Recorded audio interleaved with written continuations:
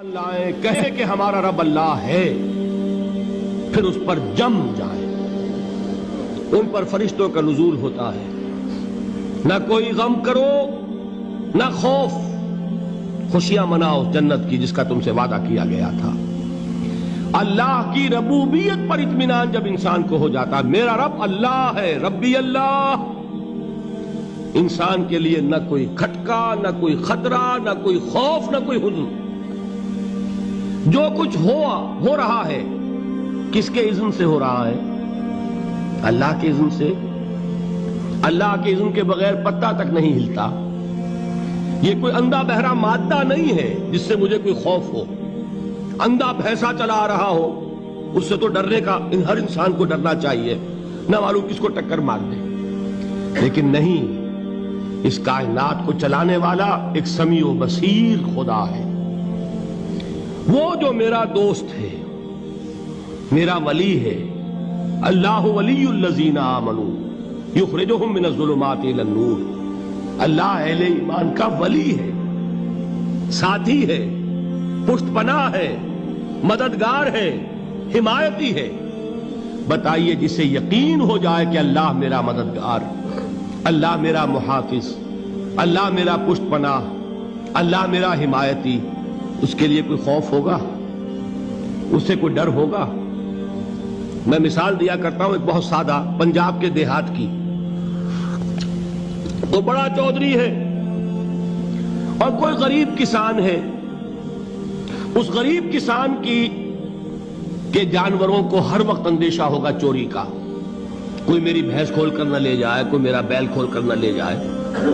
لیکن جس کے بارے میں یہ سب کو معلوم ہو کہ وہ جو بڑا چودھری ہے وہ اس کا دوست ہے، اس کی بچیا کو کوئی خوف ہوگا؟ اس کی بھینس پر کوئی ہاتھ ڈالے گا؟ اسے کوئی اندیشہ ہوگا؟ نہیں۔ کیوں؟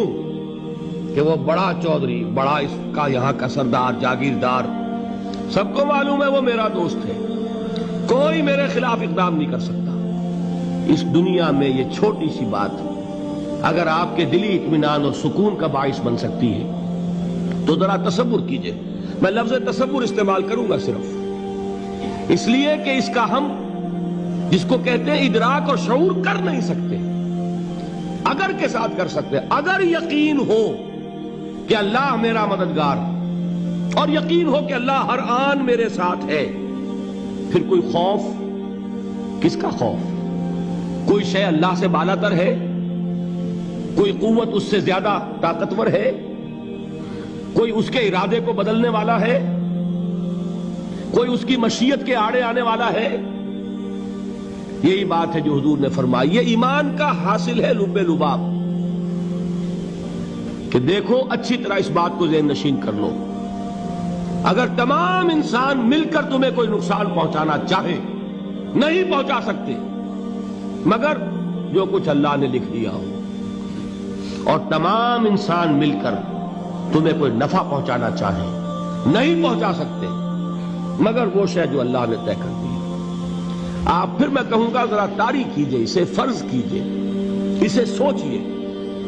اگر اس حدیث پر ہمارا دل ٹھکا ہوا ہو تو کسی سے ڈر ہوگا؟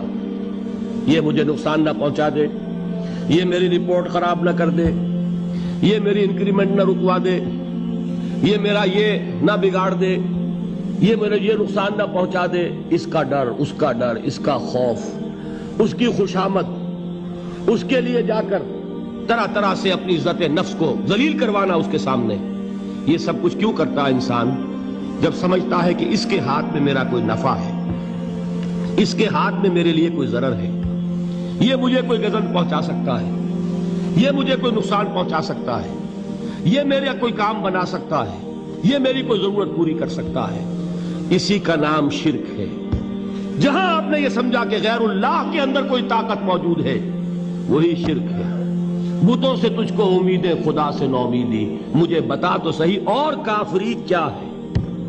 شرک تو یہ ہے۔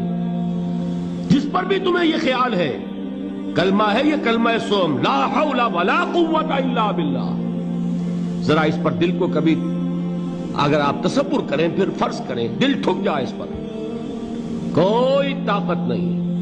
یہی بات تھی جو شیخ عبد القادر جیلانی رحمۃ اللہ علیہ نے اپنی وصیت میں اپنے بچے سے کہی. 11ویں دینے والے ہیں، لیکن حضرت شیخ عبد القادر جیلانی کی وصیت اور تعلیمات کو کتنے لوگ ہیں تم جانتے ہو؟ یہ جن مقامات تک پہنچے ہیں وہ کس چیز کی بدولت پہنچے ہیں؟ انہوں نے جو پیغام دیا وہ کیا تھا؟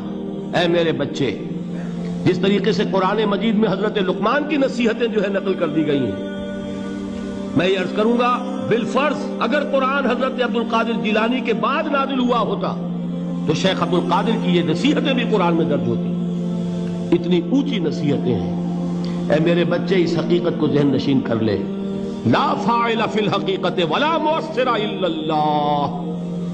اس کائنات میں نہ کوئی فاعل حقیقی ہے نہ مؤثر حقیقی ہے سوائے اللہ. کسی شے میں کوئی تاثیر نہیں اگر اللہ نہ چاہے. آگ جلا نہیں سکتی اگر اللہ نہ چاہے. پانی ڈبو نہیں سکتا اگر اللہ نہ چاہے. زہر ہلاک نہیں کر سکتا اگر اللہ نہ چاہے. کوئی چیز فائدہ نہیں پہنچا سکتی اگر اللہ نہ چاہے. تو در در پہ کیوں سر جھکاتے ہو؟ در در پر کیوں جبیں سائی کرتے ہو؟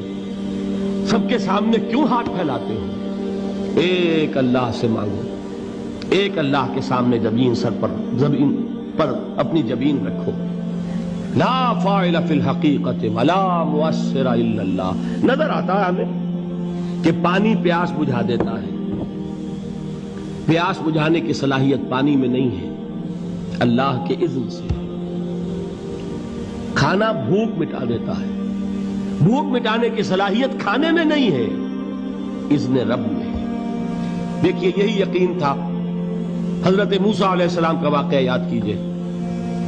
سامنے سمندر آ گیا ہے، قوم دیکھتی ہے پیچھے کہ گرد و غبار کا طوفان ہے. معلوم ہوا کہ فرعون اپنے لشکر سمیت آ گیا ہے. لشکر جب چلتا تھا تیز رفتاری کے ساتھ تو گرد و غبار کا جو طوفان اٹھتا تھا اس کا تصور کیجئے. اور لمحہ بلمحہ وہ قریب آ رہا ہے. پوری قوم نے کیا کہا؟ اے موسیٰ انا لمدرکون، اے موسیٰ ہم کو پکڑے گئے. قرآن مجید میں تو یہاں وہ باتیں نہیں لکھی ہے، لیکن تورات میں یہ درج ہے کہ بنی اسرائیل جھگڑنے لگے، دست و گریبان ہو گئے موسیٰ کے ساتھ. موسیٰ ہمیں یہاں مروایا لا کر، اس سے تو ہم ہی بہتر تھے. وہاں کھانے کو ملتا تھا، زندگی تو تھی، بیگار ہم کر رہے تھے، موت تو نہیں تھی. اب جو کچھ ہوگا اس کا تصور کرو، جس طریقے سے ہمارے ٹکڑے اڑائے جائیں گے. تو لڑ رہے ہیں حضرت موسیٰ علیہ السلام سے. یہ تورات کی تفصیل ہے. قرآن میں صرف اتنا آیا ہے، پریشان ہو کر انہوں نے کہا انا لمدرکون، موسیٰ ہم تو پکڑے گئے. اس وقت موسیٰ کا جواب کیا ہے؟ کلا